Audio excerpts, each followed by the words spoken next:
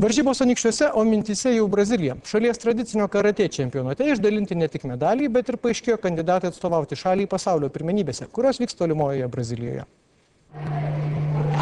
150 dalyvių nuo 6 iki 60 metų amžiaus iš visos Lietuvos varžėsi dėl geriausių šalies karatė meistrų vardo. Pagrindinis tikslas ir pagrindinė idėja būdo karatė tai neužimti pirmą vietą Lietuvos ar pasaulio čempionate. Tai yra maža mūsų treniruočių dalis. Pagrindinė idėja taip, kaip pasiekti pergalę be kovos. Su viskuo, su kuo reikia kovoti, tai tik su savo silpnybėmis. Lietuvos pirmenybėse karatistai kovojo įvairiose amžiaus grupėse, tačiau daugiausiai dėmesio sulaukė suaugusiųjų kovos. Čempionato favoritas pasaulio karatė čempionato bronzos medalio laimėtojas Vilnietis Laimonas Kniuneva už neleistinus smūgius buvo diskvalifikuotas ir nepateko į kumite kovos su realiu priešininku finalą. Tačiau atsigriebęs futbolo rungtyje sujungiančią kata ir kumite rungtis užėmė pirmąją vietą, todėl tikisi nugalėti pasaulio čempionate lapkritį vyksiančiame Brazilijoje.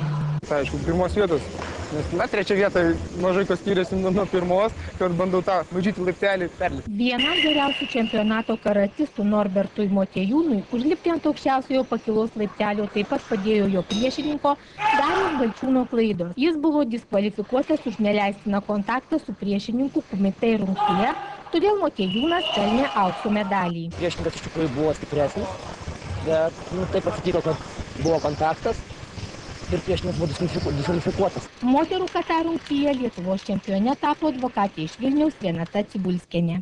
Iš tikrųjų sportas yra daugiau dvasiai, o ne kūnui, tai galbūt tai sužavėjo.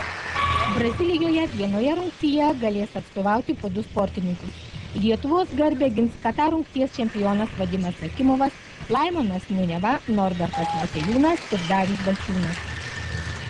Pasaulio ledo